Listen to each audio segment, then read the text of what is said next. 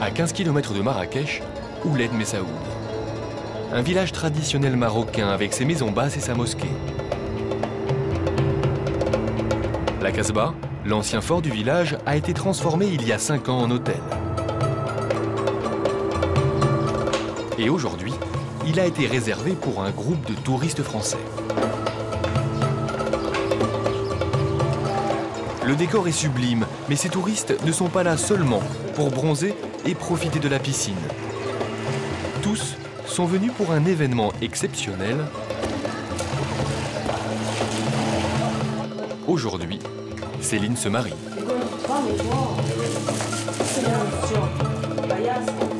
Cette jeune Toulousaine de 33 ans a choisi le Maroc pour organiser un mariage mémorable.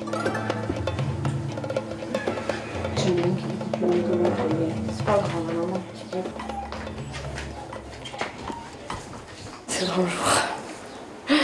C'est le grand jour. C'est le stress. Comment vous vous sentez là? Je me sens prête. Prête à? Je me sens prête, il me tarde d'y aller maintenant. Je me sens belle aussi. La cérémonie va bientôt commencer. C'est au tour du père de découvrir sa fille en robe de mariée.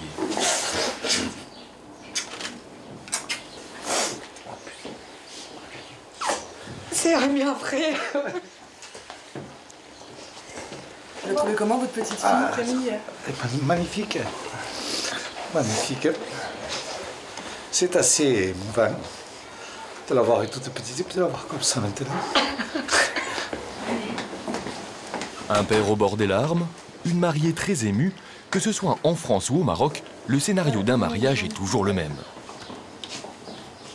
Non, c'est pas loin. Céline et son fiancé Didier, un Toulousain d'origine guadeloupéenne, sont tombés sous le charme de Marrakech lors de leurs dernières vacances. Ah, il nous attend là-bas.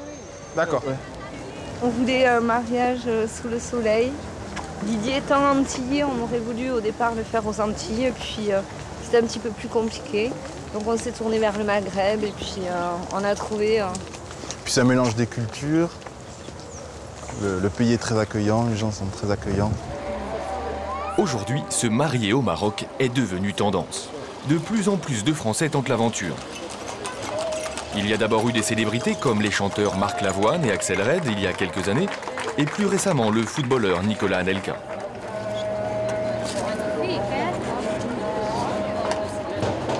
Vous êtes venus dans cette église pour que le Seigneur confirme lui-même par sa grâce votre décision de contracter mariage en présence. Alors certains en ont fait une spécialité. Pour organiser leur mariage, Didier et Céline ont fait appel à l'homme en chemise rayée, au fond de l'église, Mourad, le responsable d'une agence de tourisme. Céline, veux-tu être ma femme? Oui, je le veux. Et toi, Didier, veux-tu être mon mari? Oui, je le veux. Un mariage catholique à l'église avec tout le cérémonial. Un peu en retrait, Mourad a un œil sur tout.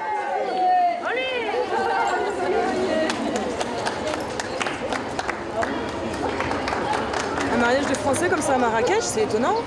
Bah écoutez, il y a quelques années, oui, mais maintenant c'est très en vogue.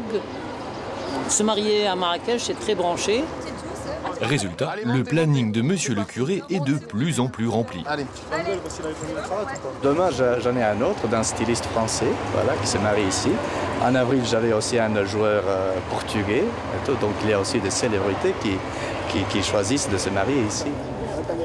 Les amis et la famille vont rester quelques jours à Marrakech, mais ils ne débourseront pas un centime. C'est Céline et Didier qui les invitent.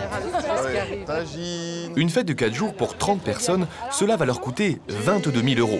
Et vous allez voir qu'à ce prix-là, ils vont en avoir pour leur argent. Une heure plus tard, le quart des mariés arrive à la Casbah, où doit avoir lieu la fête. C'est la fête qui commence ? Ça y est, on rentre dans le vif du sujet. Bienvenue au Maroc. Des dromadaires, des groupes folkloriques, des musiciens, l'accueil est spectaculaire. Il faut dire que Mourad leur a promis un mariage inoubliable.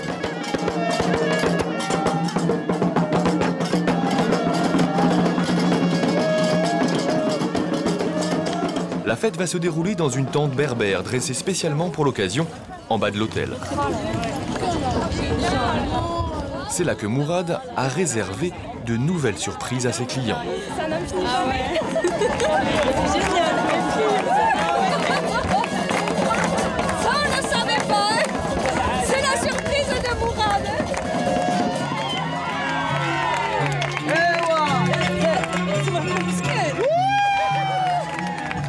L'ambiance mille et une nuits, Mourad le sait, c'est ce que recherchent la plupart des touristes au Maroc. C'est la surprise là. Oui, c'est la grande surprise. Vous savez pas?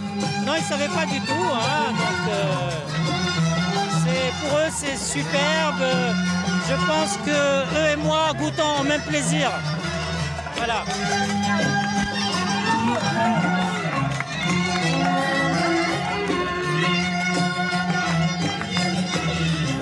L'ambiance monte et pour Mourad, tout va bien. Sur le mariage des touristes, il fait une marge nette de 30%, soit plus de 3 500 € dans sa poche. Et avec un peu de chance, les mariés le recommanderont à d'autres touristes. Ils voulaient une fête inoubliable, le contrat est rempli.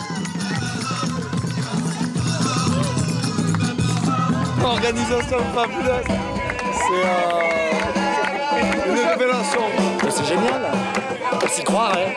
On y est en fait, mais on s'y croirait quand même, ouais, c'est bien. On se croirait dans une famille marocaine. En fait. Et vous avez réussi votre pari là? Ouais, je crois bien. On y est, non? On a tout fait pour et je pense que nous, on est très heureux. Je pense que c'est pareil pour tous les amis. C'est partagé, je pense, par tout le monde. Mourad doit organiser 4 autres mariages comme celui-ci avant la fin de l'année. Au Maroc, la demande ne cesse de progresser.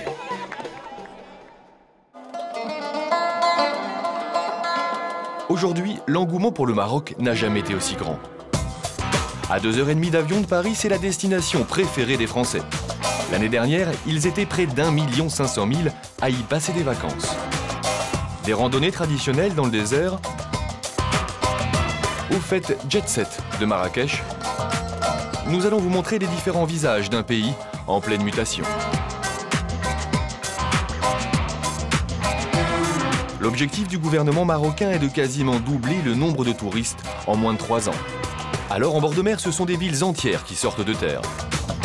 Tout le pays est en proie à une fièvre immobilière. Villa de luxe dans la Palmeraie de Marrakech ou riad traditionnel dans la ville impériale de Fès. Peut-on encore trouver de bonnes affaires au Maroc? Qui profite de ce boom immobilier? Et quelles sont les nouvelles destinations à la mode?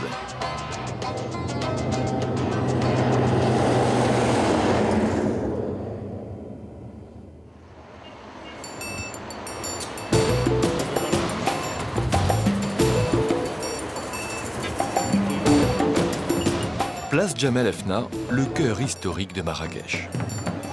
Voilà l'image que la plupart des touristes garderont de cette ville. Des joueurs de flûte, des charmeurs de serpents, ou encore des danseurs traditionnels.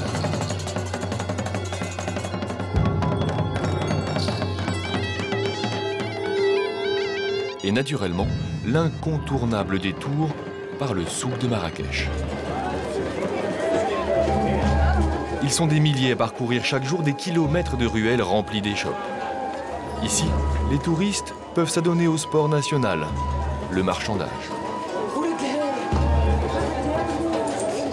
Et à ce jeu-là, les Français ont une fâcheuse réputation. 160. Oh non. 160, ouais, oui. 130 maxi. 130 maxi. Et encore. Et encore, vous êtes genre prêt pour vous. Non, on n'est pas des gros négociateurs. Allez, 130, c'est bon. 150. 110. Elle a pris 4 fois. 110 pour les 3 comme ça. 110. Non, 130 le tout et c'est bon. Non, ça c'est un peu cher ça. Pour 140, je vais faire mon prêt pour vous. 125. Je te jure que j'ai rien gagné avec vous, mais les Auvergnats. C'est pas les Auvergnats, c'est Toulousain. Non, je crois pas. Quelques euros de gagnés pour 15 minutes de négociation, ce sont les charmes du souk, mais ça c'est la carte postale. Car Marrakech a désormais un autre visage. La ville est devenue une destination les plus branchées du monde, aussi courue que Miami ou Ibiza.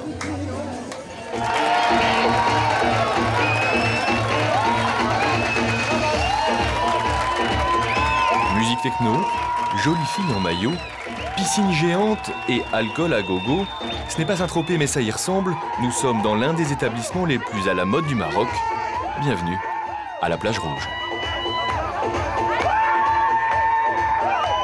Ce concept de club où l'on peut boire du champagne et danser toute la journée a été importé de Saint-Tropez par Alain Pedretti en chemisette à carreaux et bermuda. Il fait beau, hein? Dès qu'il arrive, il a une priorité. Bonjour. Il fait le tour de la piscine et embrasse les jolies filles. Salut. Vous faites pas bronzer? Ça va? Ça va. Ça va? Ouais. Et toi? Ouais. Alors là, c'est le coin VIP. C'est réservé aux belles filles. Et c'est un coin qui se remplit vers 16 h, où que les gens viennent boire un peu de champagne et danser et faire la fête, voilà. Voilà des Parisiennes qui sont venues aussi pour se faire bronzer, pour le week-end. Bonne bronzette. Attention, ça chauffe. Hein. C'est une plage très sympa où il y a du beau monde et où il y a de la bonne musique. Et voilà, on peut faire la fête toute la journée et enchaîner le soir. Mais venir faire la fête, ce n'est pas uniquement ce qui motive la clientèle. Pour attirer du monde, Alain Pedretti est parti d'un constat très simple. Pour les touristes à Marrakech, il manquait un petit quelque chose. On est arrivé en vacances ici. On m'a dit c'est très sympa, les gens sont merveilleux, le Marrakech c'est une merveille. Et c'est dommage, il n'y a pas la mer. Donc on a eu des copains investisseurs et on a essayé de créer la mer avec du sable. Donc les gens viennent se reposer là et on est vraiment venu la plage de Marrakech. Hein, un petit peu comme à Saint-Tropez ou à Cannes où les gens vont à la plage et passent leur journée ici à déjeuner, à se baigner. Bon, il n'y a pas de marée basse, il n'y a pas de marée haute. Hein. La plage rouge existe depuis un an et elle ne désemplit pas. Plus de 500 personnes chaque jour. Elle y attire une clientèle jeune et fortunée qui préfère délaisser la tranquillité des piscines de leurs hôtels pour se retrouver ici très tôt. Merci. Bonne journée. Merci. Vendredi, samedi, dimanche, il y a plein de monde. Tu trouves pas ta place? Ah oui? Ouais. Il y a même des clients. Alors qui tu se dois lèvent réserver avant sur de le gazon. venir, de 2 jours ou bien 3 jours avant. Pour créer la plage rouge, Alain Pedretti a dépensé plus d'1 200 000 €. Il a construit la piscine la plus grande du Maghreb, 3200 mètres carrés. Un lourd investissement qu'il va très vite rentabiliser. Notamment grâce au bar de la plage où il pratique ici des tarifs très européens. 8 € le cocktail, 80 € la bouteille de champagne. Ici, il y a aussi un restaurant qui sert toute la journée, mais ce n'est pas là qu'il gagne le plus d'argent. Car si l'entrée de la plage rouge est gratuite, pour se baigner, ce n'est pas vraiment bon marché. Obligation de louer un matelas et une serviette, premier prix 15 €, et ça, c'est très rentable. Un matelas, ça vous rapporte combien, faut le dire? Ah oui, ça en loue 15 €, ça nous rapporte 15 €. Je veux dire, il n'y a pas de... pas à le cacher, je veux dire, c'est un achat de 150 € en début de saison et on le loue tous les jours, 15 €. Dans le carré VIP, c'est beaucoup plus cher. Pour un matelas rouge comme celui-ci, comptez 300 €, mais à ce prix-là, on vous offre le champagne.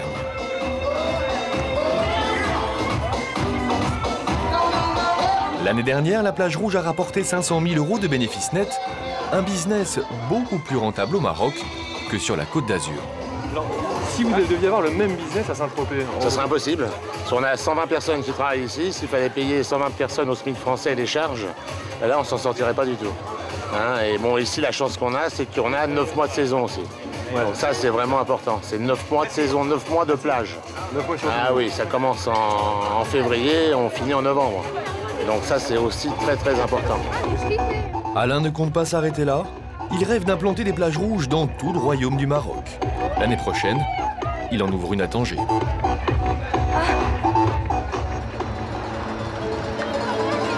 Comme Alain, ils sont des dizaines à avoir fait fortune en pariant sur l'explosion touristique de Marrakech. Pour s'en convaincre, il suffit de se rendre à quelques centaines de mètres seulement du centre-ville, la zone résidentielle la plus chic de Marrakech, la Palmeraie. Sur des milliers d'hectares, des palmiers centenaires. Le palmier ici, c'est comme la vache en Inde, c'est sacré. Interdit de les couper, même quand ils sont au beau milieu d'une route. Depuis une quinzaine d'années, c'est ici, en plein cœur de la Palmeraie, que la jet set prend ses quartiers d'hiver. Derrière ces portails monumentaux, des stars comme Naomi Campbell, Leonardo DiCaprio, Monica Bellucci vivent à l'abri des regards indiscrets.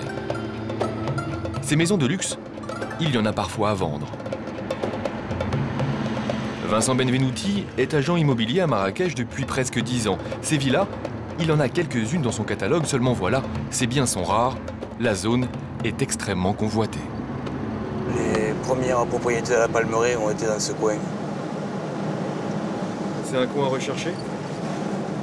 Oui, très recherché, puisqu'en fait c'est le premier angle de la Palmeraie qui est le plus proche du centre-ville. Donc on a une transition entre ce quartier et la ville qui est juste que de 200 ou 300 mètres et qui est vraiment comme à la campagne avec une végétation luxuriante, avec beaucoup de choses. C'est un coin très agréable de la Palmeraie. Un endroit très agréable et vous n'avez encore rien vu. Derrière ce portail en fer forgé se cache une propriété étonnante. Ici, on pourrait se croire à Miami ou sur la côte ouest des États-Unis.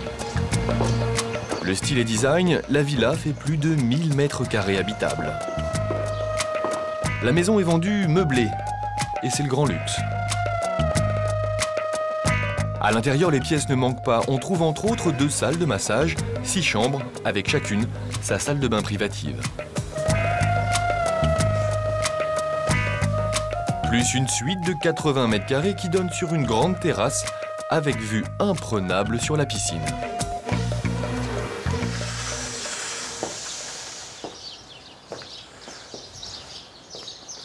Donc vous voyez, on a vraiment une très belle piscine, des coins de détente. Pour cette villa construite sur 1 hectare, comptez pas moins de 3 millions d'euros. À quelques mètres de là, une autre propriété. Encore plus grande, mais dans un style beaucoup plus traditionnel, ce petit palais de 1500 mètres carrés habitable. À l'intérieur, c'est un riad dans la pure tradition marocaine et pourtant la maison est quasiment neuve, elle a moins de 4 ans. Chaque chambre est une suite. Le propriétaire s'est même payé le luxe de construire un centre de balnéothérapie avec hammam et jacuzzi. Cette maison a coûté 1 700 000 € à son propriétaire il y a 4 ans. Aujourd'hui, elle vaut 5 millions d'euros, soit presque 3 fois plus. Si les prix flambent aussi vite, c'est que la demande à Marrakech est très forte.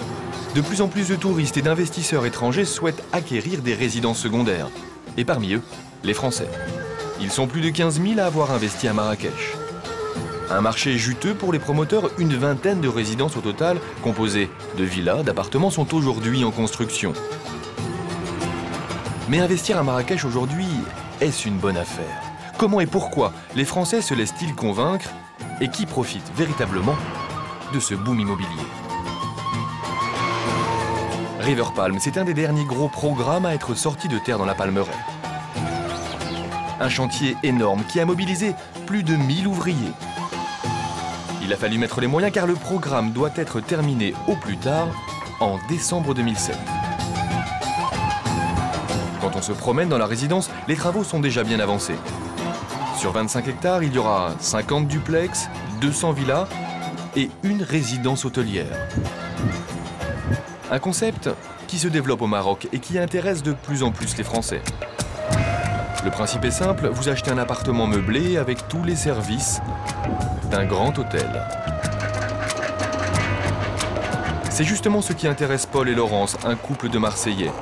Ils veulent acheter un appartement pour les vacances, mais aussi pour le mettre en location.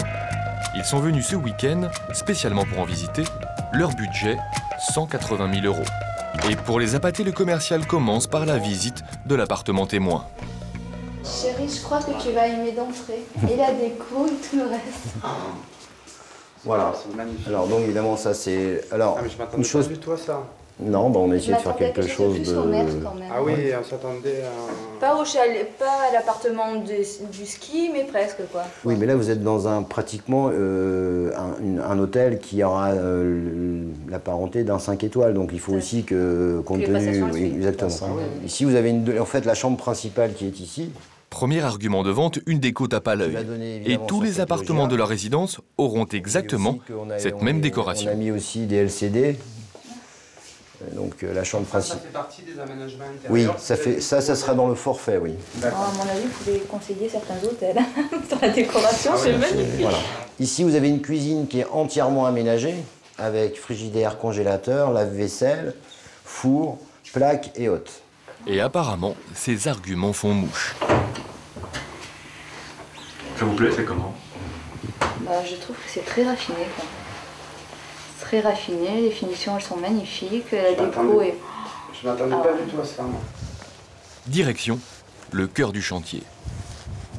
Même si les travaux sont loin d'être terminés, le commercial doit maintenant leur faire choisir l'emplacement de l'appartement. Et là, il va leur falloir beaucoup plus d'imagination. Ça, c'est aussi un 2 chambres, évidemment, comme je vous ai expliqué. Ici, vous aurez ce qu'on appelle la cuisine aménagée. Mais là, vous avez la possibilité de faire un coin repas. Il fait 1 mètre carré? Il fait 105 mètres carrés et il a 18 mètres carrés de loggia. Bon, évidemment, on est encore en chantier, donc après, il faut voir ça, évidemment, planté. On imagine bien quand même. Mais déjà, vous avez une vue, vous avez 100 vis-à-vis, puisque les villas... En fait, ce n'est pas tant l'appartement qu'il vend, mais la vue. Déjà, la vue, rien qu'au premier étage, elle est super agréable, donc j'imagine au deuxième. Je ne dis plus rien.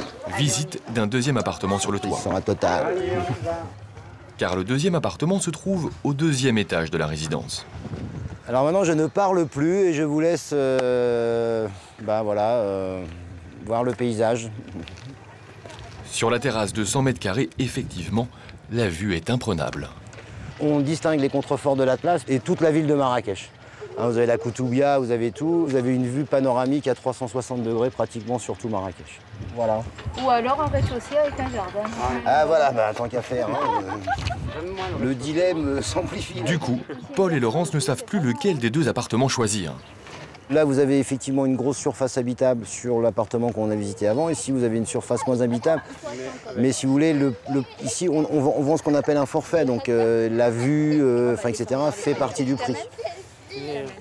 Donc là, on doit être, j'ai plus exactement le prix en tête, mais on doit être sur du 210 000 € à peu près. Là, on est plus sur du 225 000 €. Et vous voyez que la différence, c'est pas énorme. C'est 30 000 € de plus que ce qu'avaient prévu initialement Paul et Laurence, mais ça n'a plus l'air de les déranger. Sincèrement, moi, je dirais pourquoi pas, parce que ça me plaît énormément. On va voir avec eux le financement qu'ils nous proposent et ces fameuses locations, à combien ils vont louer ces appartements. Bon, après, c'est un calcul à faire, hein, parce que c'est vrai que si vous achetez un appartement plus grand, plus luxueux, vous allez le louer plus facilement, aussi plus cher, plus facilement et plus longtemps. C'est à voir. Bon, c'est ce qu'on va discuter avec eux. Voilà. Mais c'est vrai que le concept nous plaît beaucoup. Mais ils ne sont pas au bout de leur surprise. En plus du prix de l'appartement, il va falloir rajouter des frais supplémentaires. Donc je vais vous mettre les disponibilités. Et puis... Pour la décoration par exemple, qui leur avait tant plu, c'est 25 000 € de plus et c'est obligatoire. Ça va de la cuillère à la fourchette, au verre, à la cafetière, enfin tout pour, je dirais, que la personne qui veut rester 15 jours puisse, je dirais... Déco type de ce qu'on a vu. Voilà. Une autre... Et puis il y a aussi les charges très élevées. C'est les charges peut-être. Oui, les charges. Très importantes. Alors les charges syndiques, c'est entre 1700 et 2000 dirhams par mois. Je vous ai mis ça en euros, approximativement. 180 à 200 € par mois pour les charges. Mais pour Paul et Laurence, le point le plus important est de savoir si un tel investissement a une chance d'être rentable. Pour cela, il faut estimer combien de mois par an ils peuvent espérer louer leur appartement et à quel prix. Bah non, mais... C'est comme les enfants, le moindre ne touche pas. Moi, je peux vous donner à titre indicatif. C'est une étude de rentabilité. Alors nous, comme c'est une grande première, on avait du mal à... Donc on a pris du très très pessimiste. Comme ça, les gens ne sont pas surpris. On est parti sur un taux de remplissage de 30%. Je pense que c'est plus que raisonnable. On a pris une moyenne de 1500 dirhams de location à la nuitée. 150 € pour ce type de... Non, mais je vous dis, c'est pour ça qu'on est parti sur du... Pour faire voir aux gens ce que ça pouvait donner, même en étant sur du très pessimiste. Si on retire les charges syndiques et les 30% de commission qu'on prend, on est déjà aux alentours de 7 voire 8% suivant le type de logement. Ça vous donne déjà un ordre d'idée. Ok.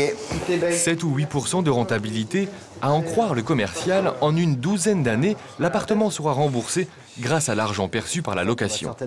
Et apparemment, l'argument semble les convaincre. C'est indispensable. Moi, je suis sûre que sur l'un des deux, on va se décider. Quoi. Ouais. Oui, mais c'est beaucoup plus cher. Mais ce que je disais, c'est super beau. c'est ce que je disais. Alors c'est un coup de cœur, quoi. C'est plus, voilà, on est venu dans le but d'un appartement, petit T2, T3, où on allait en profiter 3-4 semaines dans l'année et surtout faire de la spéculation. Et là, c'est un coup de cœur, quoi. C'est quelque chose qui nous a plu, le lieu nous plaît. Presque ça me fait mal au cœur. Vous voyez, la différence, c'est... Faut pas qu'on l'abîme, donc c'est vrai que c'est tout à fait différent. Une semaine plus tard, Paul et Laurence ont signé l'acte de vente de l'appartement du premier étage, le moins cher. Ils l'ont payé 221 000 € tout compris. En 2 ans seulement, 95% des villas et des appartements de River Palm ont été vendus. À l'origine de ce projet, Rachid Riati, un des plus gros promoteurs du Maroc. C'est l'homme à la casquette blanche et aux lunettes noires. Donc de les refaire, mais il faut lui compter ça, d'accord? C'est pas le compte prorata. Aujourd'hui, il a convoqué tous les responsables du chantier, architectes, ingénieurs et contremaîtres. Il doit passer en revue la première villa prête à être livrée. Le responsable d'Hadi. C'est moi. Oui, la cuisine. Un meuble de cuisine qui se décolle. Des joints qui manquent aux portes. Le joint isoplat. C'est fragile, on le met à la fin. Oui, je sais. Ou encore un cache oublié sur une prise électrique. Certains responsables passent un mauvais quart d'heure. Un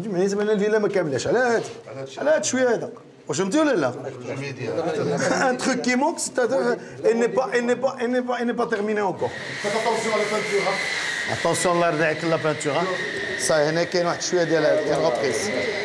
À reprendre. Des petits défauts qu'il va falloir corriger très vite. C'est ça. Cette maison-là qu'on vient de voir, elle doit être réceptionnée la semaine prochaine. Mercredi prochain, hein. Vous engagez, hein. La réception pour mercredi prochain. Okay. Dans les rangs, l'ambiance est un petit peu tendue. Boulhia, assalamu alaikum. Pour la maison, vous êtes content ou pas de ce que vous avez vu? Ben, je suis content. Ce qu'il faut, c'est que, à la fin, mercredi prochain, que je sois content.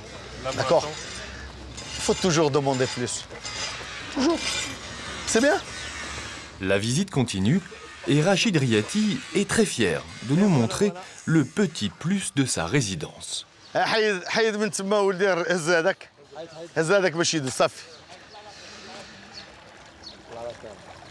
Ça donne envie de se baigner, hein? Ça c'est quoi?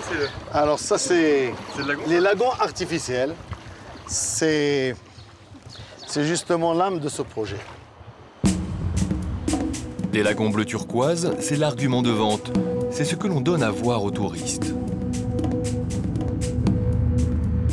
En revanche, ce que l'on ne voit pas se trouve juste derrière ce mur. Un mur construit il y a 2 mois par le promoteur immobilier. Il est destiné à cacher un bidonville et ses 250 habitants.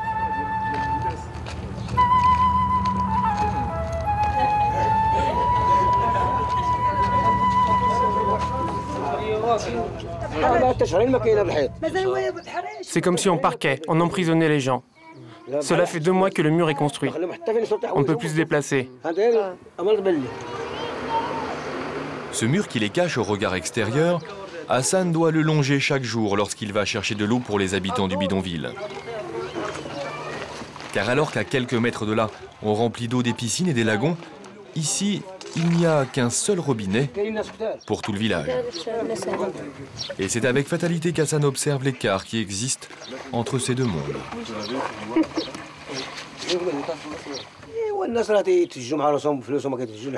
Les gens, ils ont de l'argent.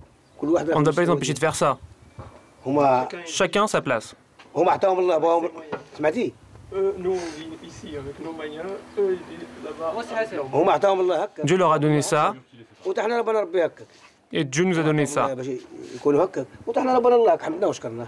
C'est comme ça. Mais d'autres dans le bidonville supportent beaucoup plus mal la présence du mur. Ce serait bien si on pouvait trouver un autre endroit pour vivre. À Marrakech aujourd'hui, un tiers de la population vit dans des bidonvilles comme celui-ci. À terme, il est prévu de les détruire et de reloger leurs habitants dans des quartiers neufs, très loin des zones touristiques. Car la spéculation immobilière n'est pas prête de s'arrêter. Grâce à River Palm, Rachid Riati a déjà encaissé un bénéfice net de près de 20 millions d'euros. Et il ne compte pas en rester là.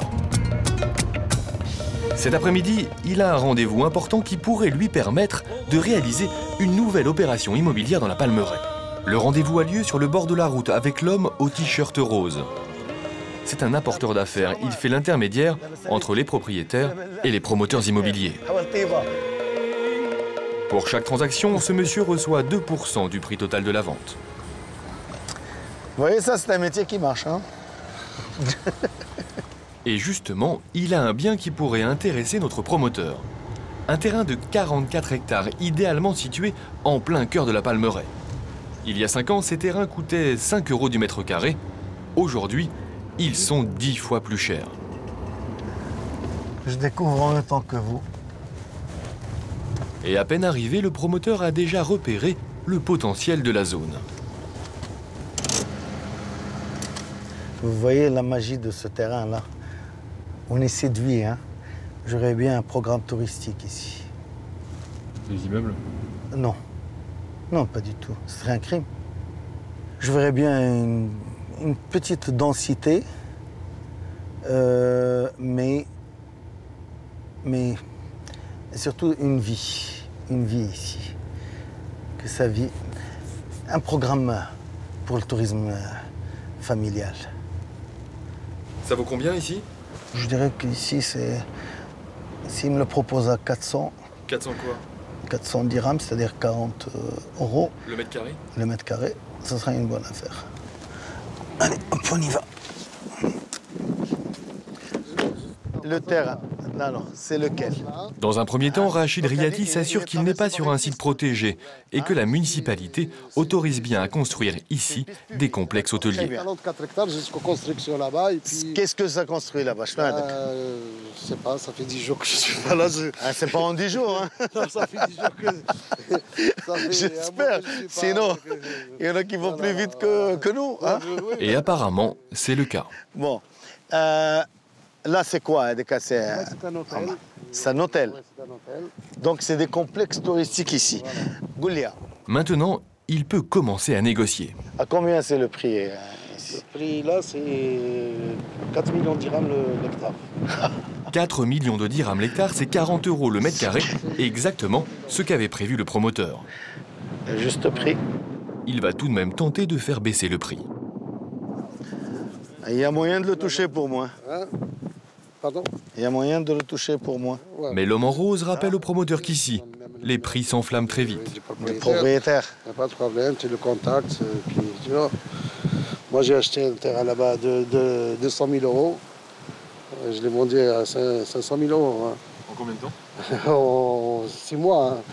Il était non immatriculé, je l'ai immatriculé, et puis juste à côté là. Attention, c'est 44 hectares quand même. Oui. C'est 44 hectares. À combien tu penses qu'on peut commencer la discussion? Je ne sais pas, il faut que je te donne le numéro de téléphone du propriétaire, tu le contactes et puis tu veux voir avec lui. Hein. Donc on travaille sur ce terrain. On travaille sur ce terrain, on avance. Mais cette fois, Rachid Riati est trop gourmand. Quelques jours plus tard, il aura une mauvaise surprise. Un autre promoteur a proposé 10 € de plus du mètre carré et c'est lui qui a fait affaire. À Marrakech, en 5 ans, le prix des terrains a été multiplié par 10. Alors peut-on encore réaliser de bonnes affaires au Maroc? À 300 km de Marrakech, plus au nord, direction Fès.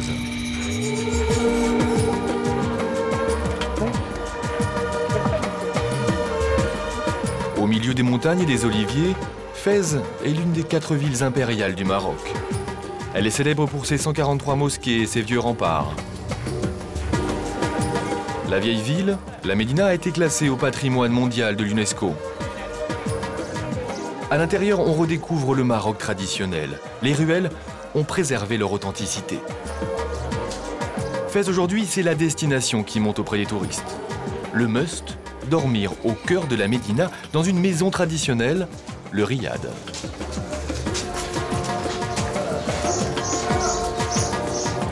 Olivier Bonnier, 38 ans, est militaire. Dans 2 ans, il est à la retraite et il a décidé de venir s'installer au Maroc. Il veut investir dans un riad, une de ses maisons traditionnelles. Car il y aurait aujourd'hui à Fès plus d'1 millier de riads à vendre. Les prix sont très variables, 20 000 € pour un 80 mètres carrés, 300 000 € pour les plus luxueux. Alors est-ce facile d'en acheter un? Pour quel prix? Et dans quel état? C'est ce qu'Olivier va découvrir. Il sait que l'immobilier est en train de flamber, il veut acheter vite et son temps est compté. Je me donne 2 à 3 jours pour trouver ce qui m'intéresse et encore 2 à 3 jours derrière pour conclure l'affaire. Car la finalité de mon séjour, c'est de repartir d'ici en ayant signé l'équivalent d'un compromis de vente, histoire de ne pas devoir revenir et ne pas subir la flambée des prix. Dans 5 jours, j'espère être propriétaire au Maroc. Pour réussir ce pari, il a pris rendez-vous avec les agents immobiliers de la ville, comme Frédéric Sola, en chemise blanche.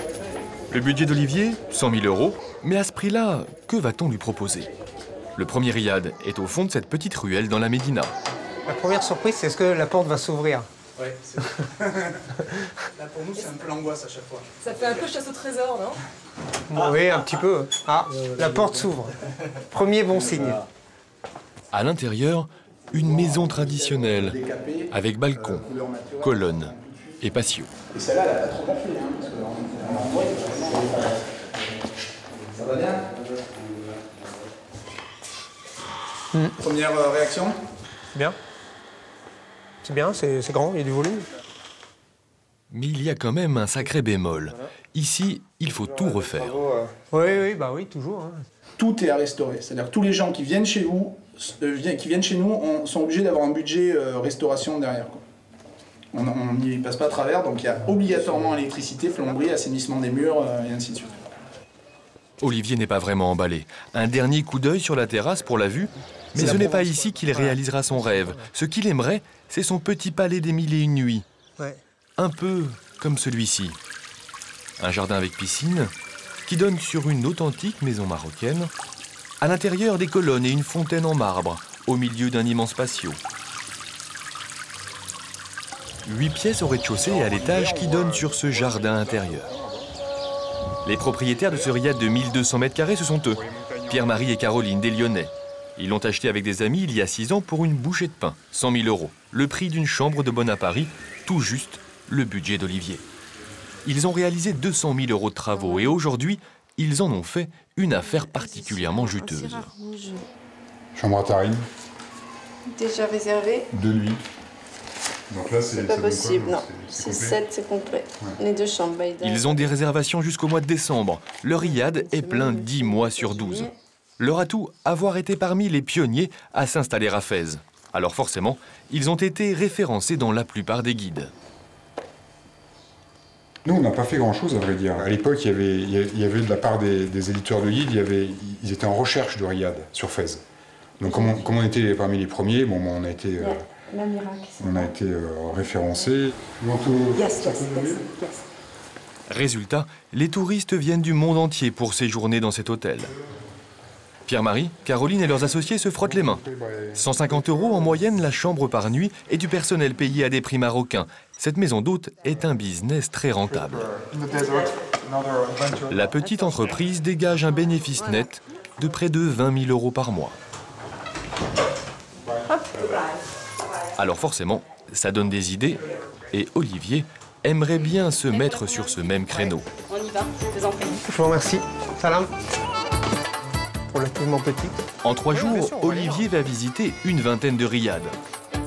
Il veut lui aussi créer une maison d'hôtes, alors tout l'intéresse. L'état des pièces, leur taille, ou encore l'intimité des chambres.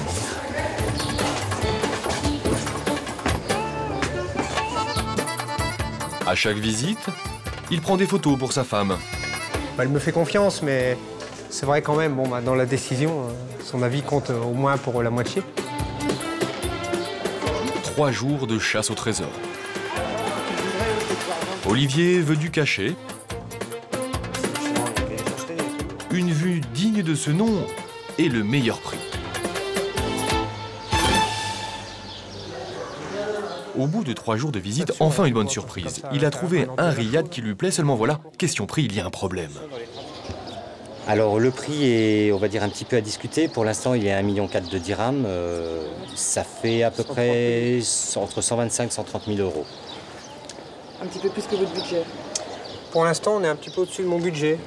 Ouais, enfin, comme dit monsieur, il faut discuter et on va voir. Faut voir après, surtout après négociation. Et négocier au Maroc, ce n'est pas une mince affaire. Olivier rencontre le propriétaire, il ne parle pas français. Alors c'est l'adjoint de l'agent, l'homme en vert, un Marocain qui va mener la négociation. Ça va? Ça va. On va s'asseoir.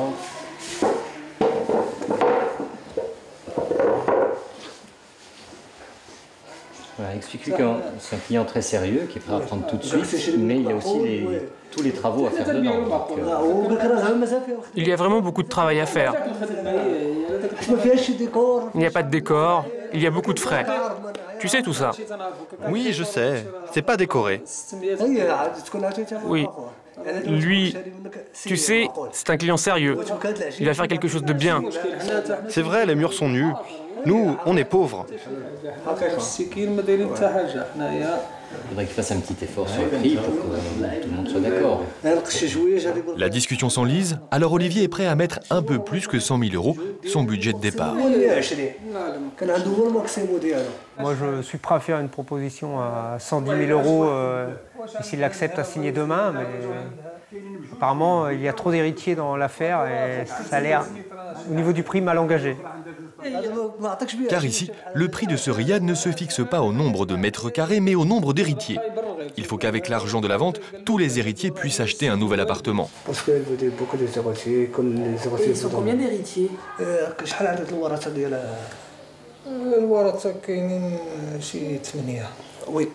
8 héritiers. C'est ses frères, c'est ses cousins? Les frères et les sœurs, oui. 8 frères et sœurs, ce sont donc 8 familles à reloger. L'achat du riad se présente mal.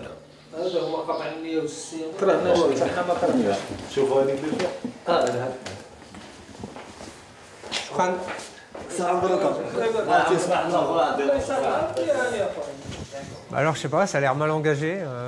On va voir, on va laisser la nuit pour réfléchir, mais... Oh, je sais pas, ça me paraît... C'est vrai que ça me fait un gros budget, quoi. Finalement, une fois de plus, la vente ne se fera pas. Le propriétaire refuse de baisser le prix. Chaque soir, Olivier fait ensuite un rapport à sa femme. Elle n'a pas pu venir et s'inquiète beaucoup de leur investissement. Salam alaikum. Alors, il lui envoie des photos et répond à toutes ses questions par mail.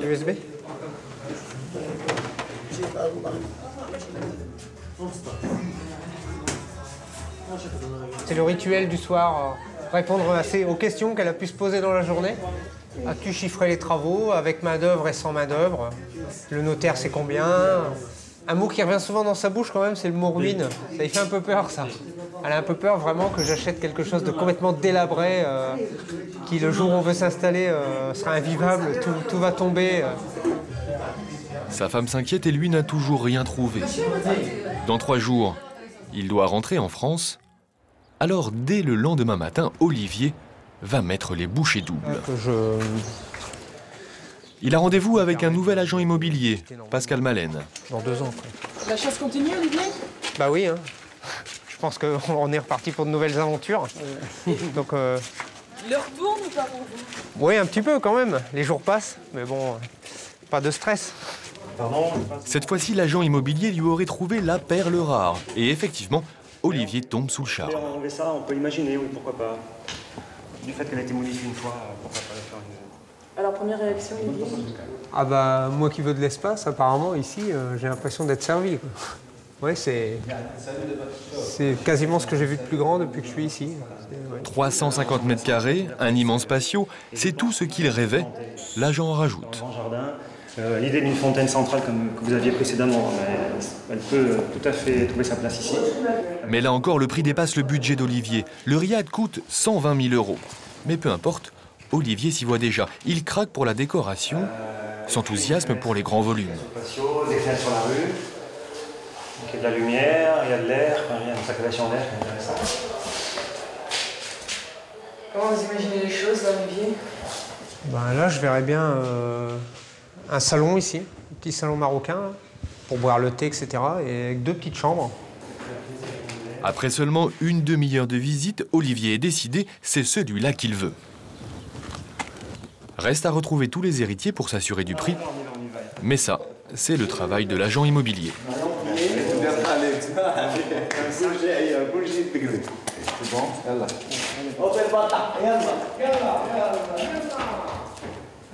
Olivier, lui, a une mission plus urgente.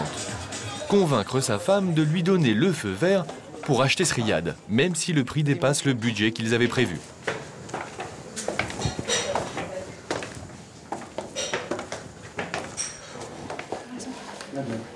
Merci. Allô, Laurence? Ouais, c'est moi. Ouais, ça va? Ouais, et toi, ça va? Ouais. Bah alors, la journée était bien, hein, super. Donc ça y est, hein, je pense que là, on a trouvé vraiment ce qu'on veut. Par contre, c'est un tout petit peu plus que le budget qu'on s'était... non, mais c'était... on s'était bloqué un peu sur 100 000 euros. Là, c'est 120 000, tout frais compris. Mais tu peux me croire, ça les vaut vraiment. Hein. C'est pas une ruine? Non, il est... Au contraire, je veux dire, il y a quasiment... Non, mais il y a quasiment que de la déco à faire. Et il est... Est-ce qu'il est habitable? Oui, tu peux, il est habitable, bien sûr. Tu peux rentrer dedans. Il est habitable, il est aux normes marocaines, je dirais. Mais t'as des toilettes, t'as de l'eau, t'as tout. Non, il est très très correct. Ben voilà. Alors, vous l'avez convaincu? Bah écoutez, oui, j'espère. De toute façon, je dirais qu'elle elle a une confiance aveugle. Hein. Une confiance aveugle, c'est peut-être un peu vite dit. Olivier a oublié de parler d'un petit détail. Allô? Ouais, c'est moi. Oui. Et combien il y a de travaux? Je sais pas, faut compter à peu près, vu la taille, je dirais 50-60 000 euros. En plus que l'autre? Non, mais en travaux, que en travaux. Hein. Non, mais ça les vaut, hein. Oui, mais ça veut dire quoi, ça? Bah, ça veut dire qu'aux 120 000, tu rajoutes... Oui, ça j'ai compris, mais quand tu dis 60 000, non, c'est trop, Olivier. Hein. Mais non, c'est bon, ça... Non, mais alors, pour la rassurer, Olivier sort sa botte secrète. C'est lui qui fera une grande partie des travaux. Moins cher. Oui, bah bien sûr, t'enlèves au moins un tiers, quoi. T'enlèves 30 000. Ouais, voilà. Donc il y a 30 000 de travaux. Ouais, voilà, si tu veux, à peu près. Ouais. Mais ça, il faut en discuter après. Ouais, mais t'es me le jure ou pas? Mais oui, mais dans l'immédiat, il faut acheter le... Oui, je sais qu'il faut l'acheter, mais c'est pas une ruine. Mais non. D'accord? Oui. Ouais. Bon, allez, je te laisse, j'aimerais bien être à ta place. Ouais. Bon, allez. Allez, au revoir. Au revoir. Bisous. C'est un peu le stress? Ouais, c'est un peu le stress quand même.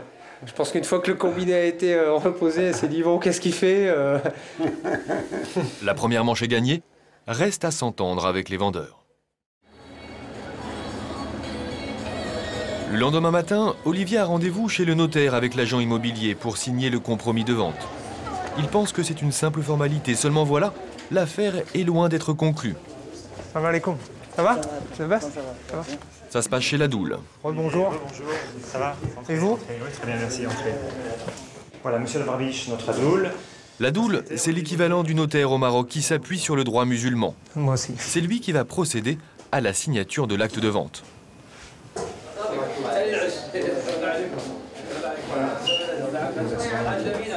L'agent immobilier a bien travaillé. En 24 heures, il a réussi à réunir les 11 héritiers.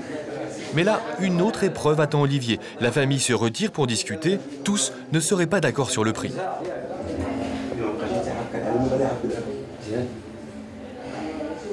Ils sont en train de discuter, on discute jusqu'au bout en fait. On n'a pas signé encore, donc il y a toujours moyen de récupérer peut-être quelques dirhams en plus. Je ne l'espère pas pour Olivier, mais bon, donc c'est toujours comme ça. Ça arrive souvent que les prix changent dans votre bureau? Les prix, oui, souvent. Souvent. Olivier ça va est un peu tendu. Un peu de stress, comme vous les imaginez. Au bout de 20 minutes, la famille revient et vous ne la verrez pas, car ici, les histoires d'argent doivent rester confidentielles. Bonne surprise, ils se sont finalement mis d'accord sur le prix et il n'a pas changé, c'est toujours 120 000 euros.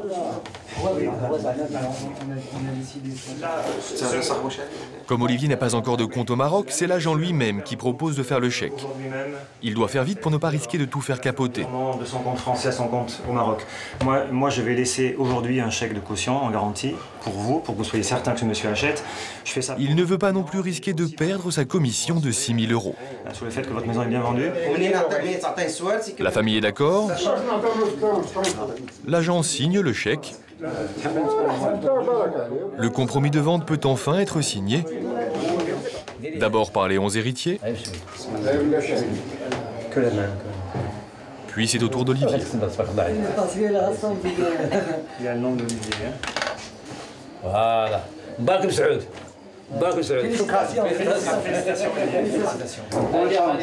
Ça y est, ouais. Ça y est, j'ai signé. Tout le monde a signé, ça y est. Apparemment, je suis propriétaire d'un riad au Maroc, Fès, ville impériale. Ouais, c'est fait. Il ne lui reste plus qu'à rénover son riad pour en faire une maison d'hôte. Et espérer que Fès connaisse le même essor que Marrakech.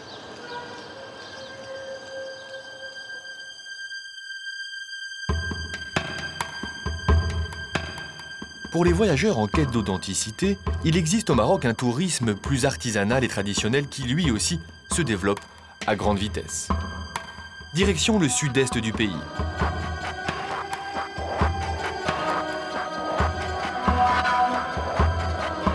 Des massifs rocailleux à perte de vue. Des petits villages perdus dans les collines. C'est une des régions les plus pauvres du Maroc. Ici, les habitants vivent d'élevage et de la culture des dattes.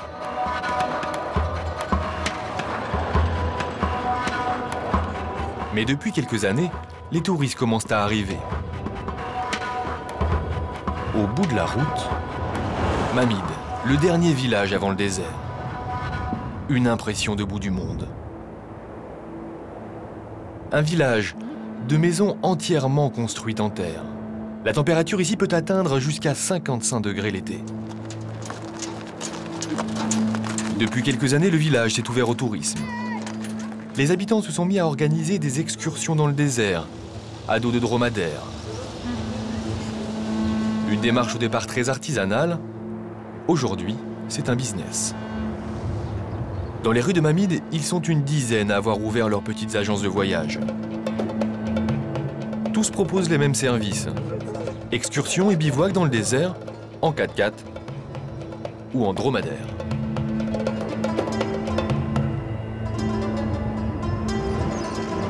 Parmi eux, Hassan, 23 ans. Ce fils de nomade a grandi à Mamid.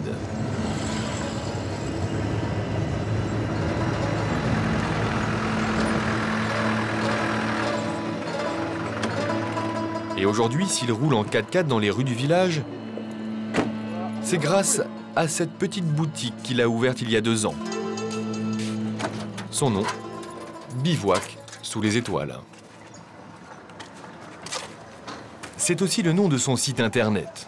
Pour le créer, il s'est fait aider par Danielle, une institutrice française à la retraite installée dans le village. On a beau être aux portes du désert, la boutique est connectée avec le monde entier. Et c'est d'ailleurs grâce à un site internet qu'Hassan attire la majorité de ses clients. Le site il est traduit en français et en anglais. Et on pense le faire aussi en espagnol. Qui a eu l'idée de faire un site? C'est Hassan qui a eu l'idée et c'est moi qui l'ai fait. C'est super moderne. Il faut, avec le travail de tourisme maintenant, ça développe beaucoup. On n'a pas de choix, il faut suivre, comme on dit chez nous, qu'est-ce qu'il y a dans le souk. Il y a des choses nouvelles, il faut rejoindre toi aussi, mettre des choses nouvelles. Sinon, tu resteras toujours faut vivre avec son temps. En bas. Voilà. Hassan vit avec son temps, mais il sait que ce que recherchent les touristes, c'est l'inverse. Problème de passeport, donc ça risque d'être... Ceux qui viennent ici à Mamid veulent découvrir le Maroc traditionnel. Ils recherchent du dépaysement et de l'authenticité. Lorsqu'Hassan reçoit ses clients, il ne les loge pas à l'hôtel. À 3 km de Mamid, il a fait construire un bivouac en plein désert. On a cette tente, on l'appelle en arabe Sat Khayma. C'est là où on loge tous les clients. Je peux loger 30 personnes. Là, on va voir un exemple. Une tente et une chambre pour une seule personne, une single. Et voici la chambre pour les baroudeurs solitaires. Une natte à même le sol, les familles, elles, ont droit à un petit confort supplémentaire. Ça, c'est une autre tente avec 3 singles, des matelas un peu confort. Et la tente, normalement, on ne voyait pas le toile parce qu'elle est couverte par un autre tissu. Ça permet d'empêcher les sables qui entrent. Parce que quand il y a le vent, la tente, il passe beaucoup de sable. Dans son bivouac, Hassan a tout prévu, y compris un restaurant. Quand il y a 30 personnes, je rajoute une table de plus. 3 tables et quelques tabourets. Là aussi, le confort est sommaire, mais c'est exactement ce que recherche Hassan. J'essaye de faire un peu le confort, un petit peu de confort, mais pas très exagérant. Je ne veux pas non plus perdre je veux les laisser un peu typiques et authentiques et gardent leur charme. Le bivouac vient d'être entièrement nettoyé car des clients sont attendus pour la soirée. 18 h, après 5 heures de route en provenance de Ouarzazate, Jean-Paul, sa femme Carole et Françoise, une amie du couple, arrivent enfin à Mamid. Eux, ce n'est pas grâce à Internet, mais par le bouche à oreille qu'ils ont découvert Bivouac sous les étoiles. Et moi, je suis galant, je laisse passer. Bonjour Hassan. À peine arrivés, nos vacanciers sont mis dans l'ambiance avec le traditionnel thé marocain. On dit en arabe des Sahara. Vous avez déjà pris? Des Sahara. Des Sahara. Santé. Chacun d'eux a payé 120 € pour une excursion de 3 jours dans le désert, en pension complète, à dos de dromadaire et en 4x4. En randonnée dromadaire. Et le deuxième jour, le 4x4, il va vous rejoindre vers 3 heures pour continuer vers les grandes dînes. Hassan leur a concocté un programme sur mesure, car pour eux, l'important, c'est de découvrir le pays autrement.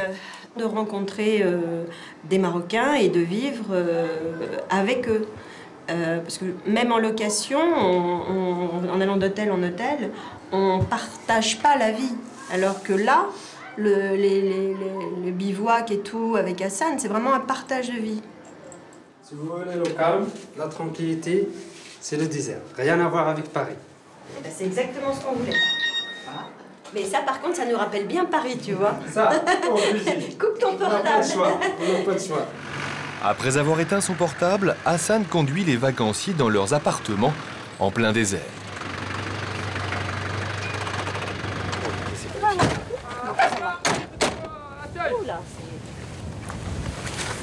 Ah, c'est joli.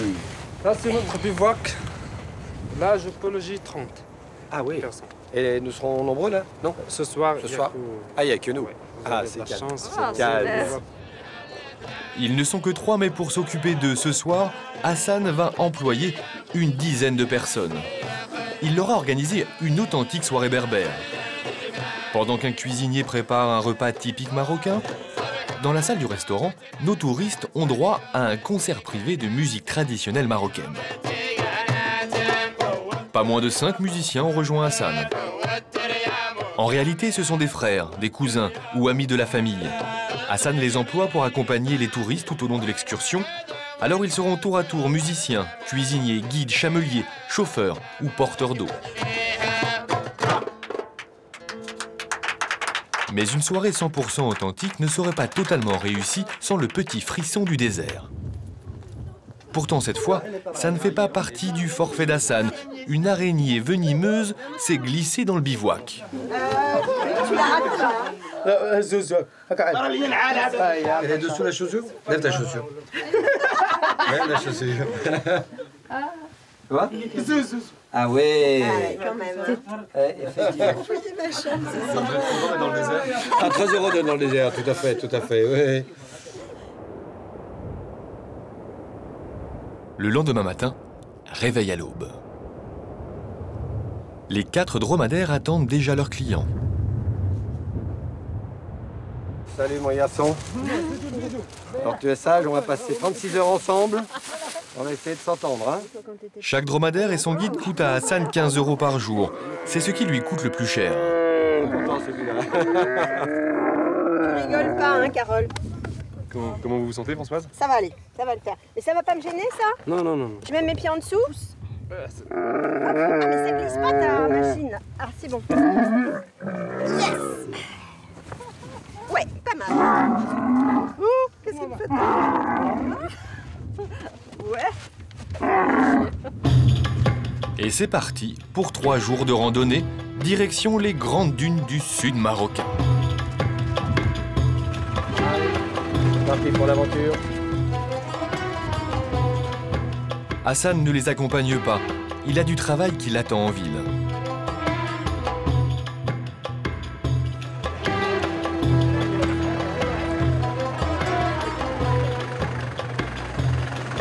Car aujourd'hui c'est lundi et au village c'est le souk, le marché traditionnel marocain.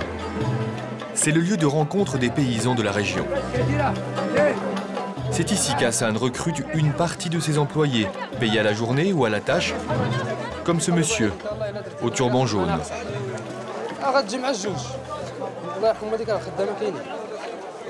Louis, c'est le monsieur qui porte de l'eau. C'est Louis que je fais travailler, ça fait presque 3 semaines. Il porte de l'eau pour le buvard, il travaille chaque jour. Je lui donne 15 dirhams par bidon. Et dans la journée, Louis, il transporte, il ramène au moins 8 ou 10. 150 dirhams par jour, soit près de 15 €. Pour Louis, c'est un bon journée. Il gagne très bien. Il ne peut pas le gagner dans le souk. S'il vient travailler une journée entière dans le souk, maximum, s'il fait des efforts, il gagne 120 dirhams. Qui fait 12 €. Voilà. À ce prix-là, il n'a pas beaucoup de mal à trouver de la main-d'œuvre. Je les fais travailler pour les toilettes et les douches. Et eux, ils ont fait leur restaurant et les satans.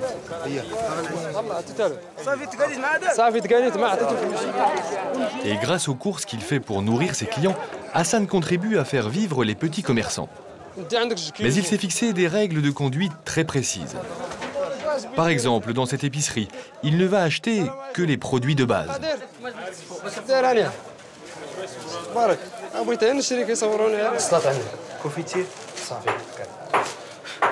Là, il est en train de me proposer que j'achète tout, mais moi, je l'ai dit, je vais aller ailleurs. Je dois acheter dans un autre magasin.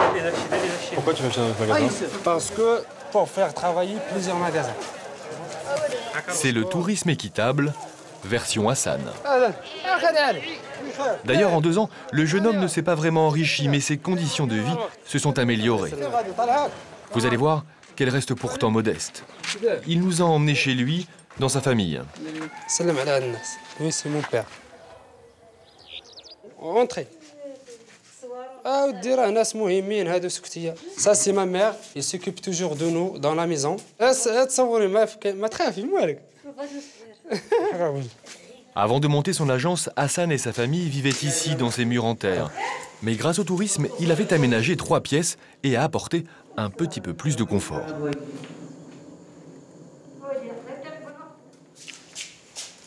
Normalement, là, on a une petite douche. Une douche avec l'eau courante. On est arrivé, puis acheter un petit frigidaire qui est dans la cuisine, là. Ça permet de garder des choses longtemps. Des tomates, et des légumes et des fruits, et aussi de garder la viande. Un réfrigérateur qui sert aussi de pharmacie. Ça, c'est les médicaments que j'utilise pour le père. Là, c'est la cuisine. C'est là où on prépare pour nous la mère à manger. Avant, on n'avait pas de cuisine, c'est par terre. Pour la mère, c'est mal au dos. Chaque fois, le dos, il faut le médicament. Maintenant, il se sent bien. Ça, c'est la terrasse de la maison. Quand il fait chaud, le soir, on dort ici. Et enfin, sur le toit, le seul signe extérieur de richesse, une parabole. C'est mon petit frère, il a 7 ans. Alors, Louis, je peux dire, il a de la chance. Nous, à l'âge de Louis, on n'a pas trouvé le confort. Prochain objectif d'Hassan, financer l'opération de la cataracte de son père. Il espère pouvoir y arriver avant la fin de l'année. En espérant, s'il fait l'opération pour l'œil, s'il voit, je peux te dire, c'est un bon bonheur pour toute la famille. De leur côté, les touristes terminent leur 2e journée dans le désert. Cette journée dans le désert? Excellent. Excellent. Et puis, lui, il est super gentil. Il a des oreilles magnifiques. L'autre derrière, il a des pieds superbes. Par contre, les descentes, c'est pas génial. Alors, vous avez abandonné le dromadaire? On a abandonné le dromadaire, non mais c'est merveilleux, c'est fabuleux. Une petite sensation là. La vue là-haut, c'est extraordinaire. On est vraiment seul au monde, on est perdu au milieu de tout. Extraordinaire. Hassan les rejoint à la tombée de la nuit. Il apporte tout le matériel nécessaire pour le campement du soir.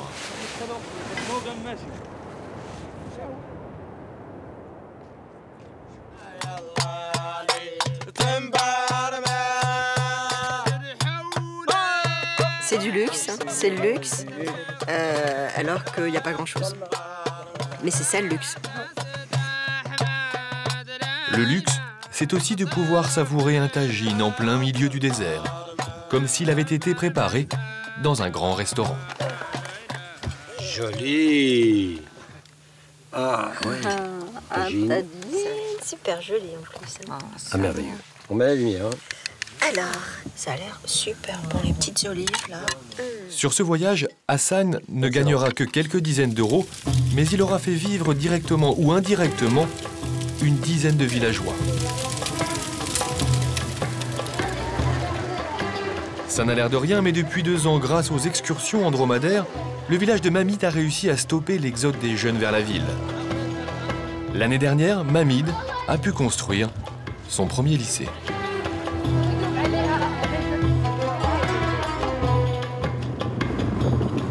Pourtant, aujourd'hui, ce tourisme artisanal, ce n'est pas la priorité du pays.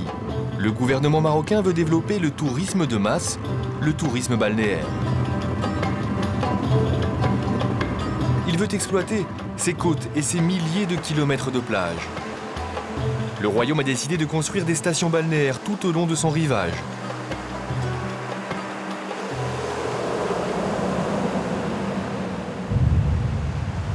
Six villes, entièrement nouvelles, qui sortiront de terre dans les 5 prochaines années. Le premier chantier lancé est au nord du pays, sur la côte méditerranéenne, à Saïdia. Sur cette plage, de 15 km de sable blanc. L'ensemble du projet a été confié à l'un des plus gros promoteurs immobiliers espagnols, Fadesa. Et voilà la ville qui a été imaginée. Des plages aménagées avec bar sur pilotis.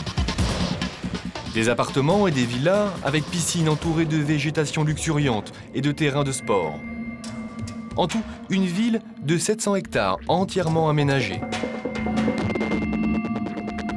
Il y aura un centre commercial, des restaurants, une clinique privée et un port avec sa marina pouvant accueillir plus de 800 bateaux. Un projet pharaonique, mais aujourd'hui, on est encore très loin de ça.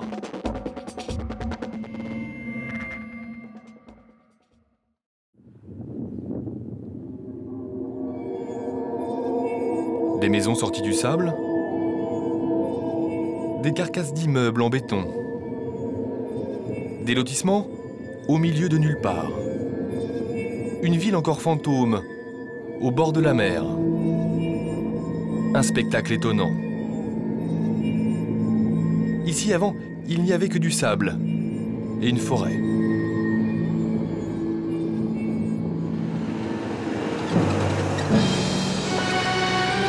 Les travaux ont commencé il y a 2 ans. Le chantier mobilise 3000 ouvriers marocains. Si les délais sont tenus, la ville devrait être entièrement terminée en 2009.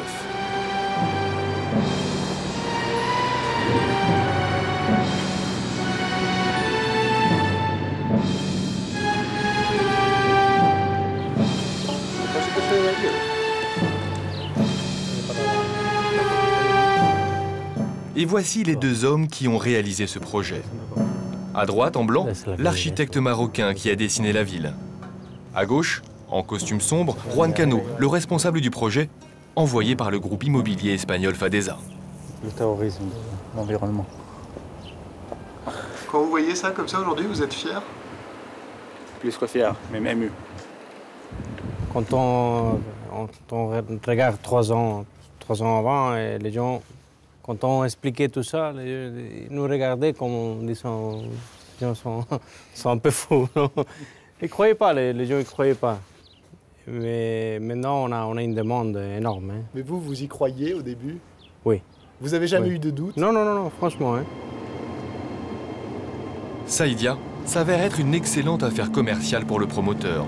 Car pour toutes ces terres, ils n'ont rien payé. Elles ont été données par le gouvernement marocain. Et aujourd'hui, chaque fois que le groupe espagnol vend une villa ou un appartement, la totalité de l'argent rentre directement dans les caisses de Fadesa. Et c'est sur cet accord que le groupe a accepté un énorme investissement. Pour ce qui concerne Fadesa, l'investissement que nous on est en train de réaliser pour les Verdes, les golfs, la marine, tout ça, c'est 600 millions d'euros. Vous investissez 600 millions d'euros. Oui. Et vous espérez gagner combien? Non, normalement, avec un 20-25%, on est déjà content. Donc, on verra. 150 millions d'euros de bénéfices, mais peut-être beaucoup plus.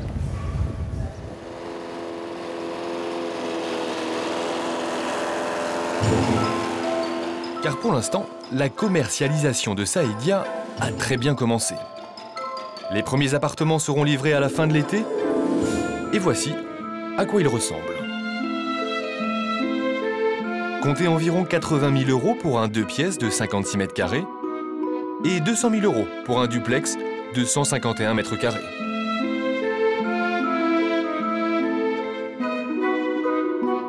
Presque tout a été vendu.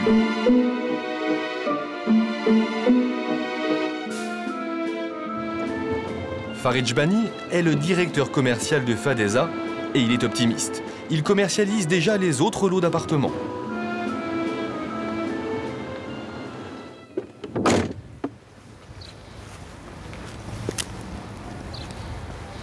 Là, par exemple, dans cet endroit-là, il y a combien d'appartements? Là, on est à peu près sur 250 appartements au total. Une fois terminé, c'est 250 appartements.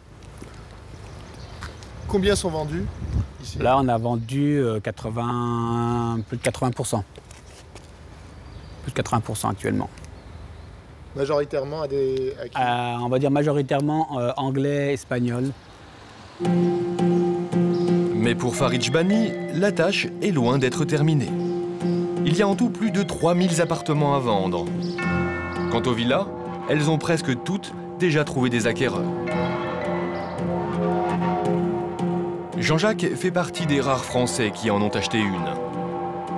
Il l'a choisie sur plan et il vient régulièrement observer l'avancée des travaux. Voilà, on approche. Qu'est-ce qu'on va trouver?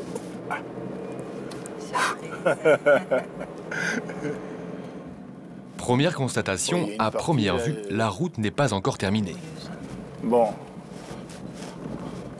Oh, bah avec une Toyota, on passe de partout, non? Bon. On est passé partout.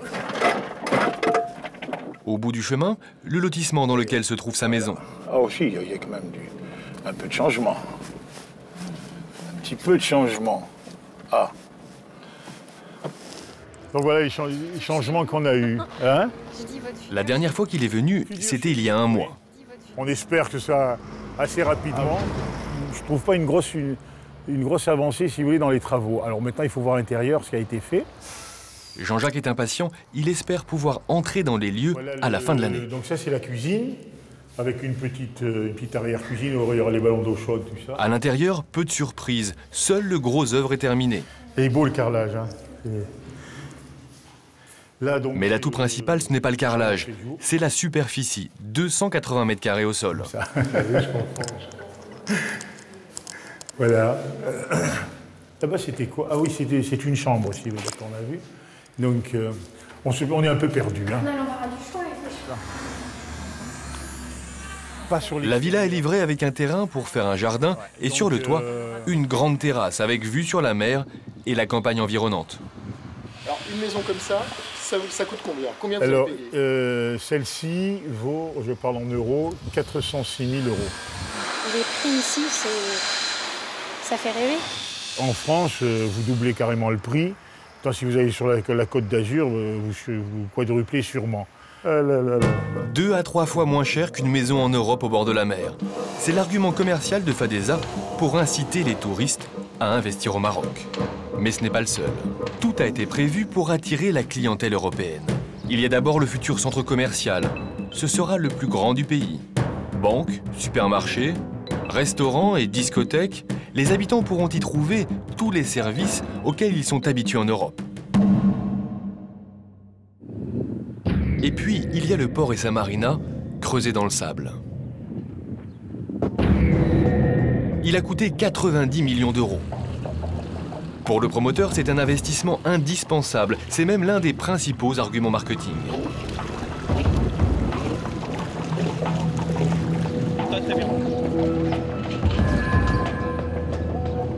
En fait, le bassin méditerranéen, les côtes françaises et espagnoles du bassin méditerranéen sont saturées. Il est très difficile de trouver une place de port. Et bon, nous comptons en profiter. C'est pour ça que nous sommes positionnés de cette manière-là. Les prix seront inférieurs de 40% aux tarifs pratiqués dans les ports européens. Tout est bon pour vendre la ville. Fadeza a aussi vendu des terrains vierges à un promoteur anglais. À charge pour lui de construire ses propres villas et de trouver les clients. Et ce dernier a eu une idée originale.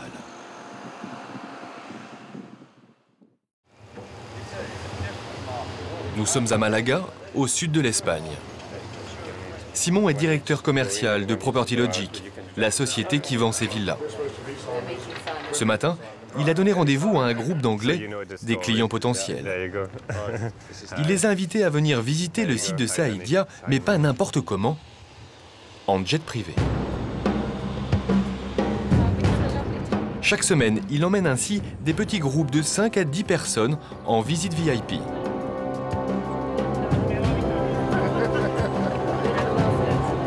Aujourd'hui, il a réservé 2 jets. Cela coûte au promoteur environ 500 € par personne. Dans l'avion, les acheteurs parcourent les brochures publicitaires des magazines sur papier glacé avec villas somptueuses et piscines de rêve.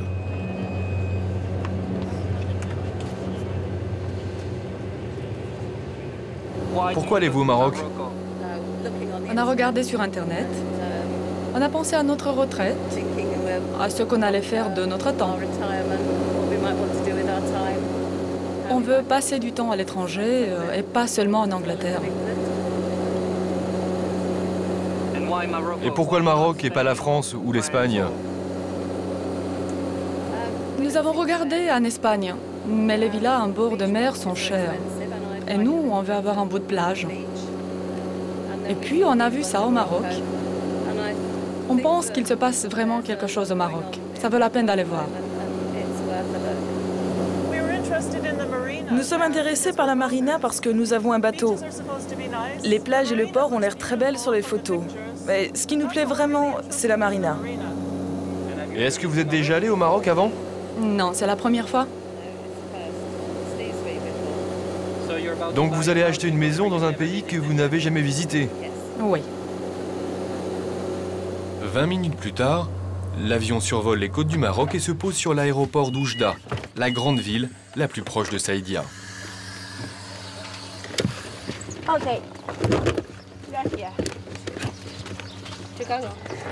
Welcome to Morocco. As you know, we've just landed in. Il reste 50 km de route avant d'atteindre le site. Les Anglais ont tous payé 3 000 € pour réserver sur plan une villa. Mais c'est après cette visite qu'ils décideront de signer ou non la promesse d'achat définitive. En fait, nous donnons la possibilité aux gens, avant de signer le contrat de vente, de venir voir le site. Donc, s'ils ne veulent pas continuer après la visite, leurs 3 000 € leur sont retournés sans aucun problème. Mais bon, ils ont cette facilité de venir voir s'ils veulent. Beaucoup de gens ne viennent pas voir du tout, mais ils ont la possibilité de le faire. C'est pour ça que nous faisons ça tous les vendredis avec ces avions privés. 30 minutes plus tard, arrivé sur le site. Évidemment, ça ne ressemble pas aux brochures qu'il consultait dans l'avion. Arrivés sur la plage, ils sont un peu circonspects. Les Anglais ne s'attendaient pas à trouver un chantier si peu avancé. Ouais, c'est vraiment joli, c'est sympa d'avoir la mer, un terrain de golf et tout à proximité. Ce qui m'inquiète, c'est de savoir si ça sera terminé à temps. Il y a encore beaucoup à faire. Hein. Il n'y a encore aucun signe du terrain de golf. Il n'y a même pas de pelouse.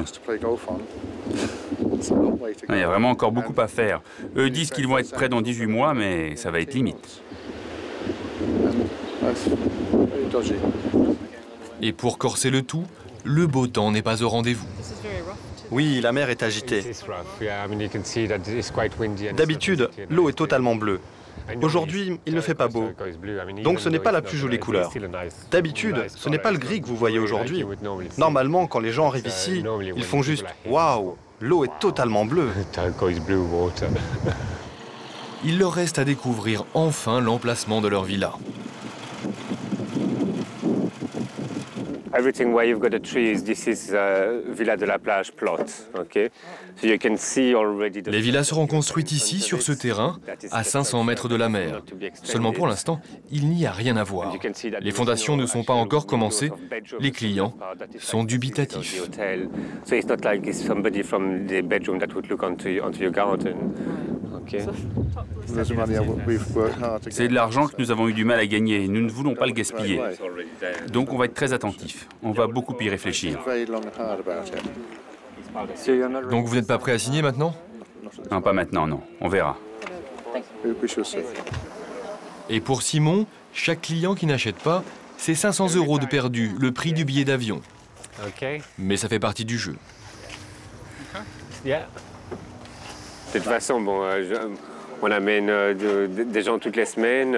Des fois, il y a des clients, il n'y a pas de clients, il y a des agents, ça dépend. Bon, c'est un coût que nous assumons. Puis voilà.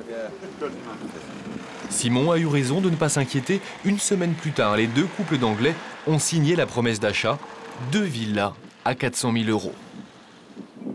Mais si aujourd'hui tout le monde espère faire fortune grâce à Saïdia, il y en a que cela exaspère. Depuis 3 ans, un petit groupe d'irréductibles s'oppose au projet. Ce sont les écologistes de la région. Ils accusent le gouvernement de bétonner le littoral marocain. Ils nous ont emmenés à 500 mètres du site de Saïdia. Et voilà à quoi ressemblait cette plage il y a 4 ans. C'est spécial pour la plage. C'est elle qui retient ce sable. En Europe, on n'a pas le droit d'arracher ça. Et ici, ils sont venus avec leurs tracts pour raser les interventions aussi. Ils n'acceptent toujours pas que le promoteur espagnol ait arraché toute la végétation qui retenait les dunes du site. Vous êtes ici maintenant en train de filmer la dernière parcelle naturelle, de paysage naturel. La plage à Amofila Arenaria qui stabilisait la plage n'existe plus maintenant à Saïdia. On pourrait vous dire que vous êtes contre le développement, que vous êtes rétrograde et qu'en fait vous voulez pas le progrès. Si on entend par développement bétonner le littoral, personnellement je suis contre la bétonalisation du littoral. J'aime moi une plage comme ça qui est ouverte au public, à monsieur tout le monde, verte, il y a de l'eau, il y a du sable, il y a de la verdure et il y a le ciel. Là-bas quand on va se déplacer chez Fadeza, eh bien il n'y a plus de verdure, il n'y a plus de ciel. Ça y est, c'est colmaté. C'est 7 km d'une muraille de béton qui couvre maintenant le... Il n'y a même pas cette fraîcheur que vous sentez maintenant. Les écologistes sont aujourd'hui les seuls à s'opposer ouvertement au projet de Saïdia. La beauté du paysage et le respect des sites naturels, pour les autorités locales, il y a d'autres priorités. Farid Chorak est responsable du centre d'investissement de la région. Le Maroc n'est absolument pas en train de brader son littoral pour pouvoir avoir de la croissance et point c'est tout. Non, on s'inscrit aussi dans un développement durable, c'est celui qui permet de préserver la richesse que nous avons, mais il y a aussi un deuxième souci auquel je les invite aussi à réfléchir, nos amis écologistes, c'est de pouvoir faire cet arbitrage entre les emplois et le reste. Selon les autorités marocaines, Saïdia devrait entraîner la création de 50 000 emplois directs ou indirects. Un argument décisif dans une région où le chômage touche 30% de la population. D'ici 3 ans, 5 autres villes vont sortir de terre. Objectif du gouvernement, passer de 6 à 10 millions de touristes en 2010.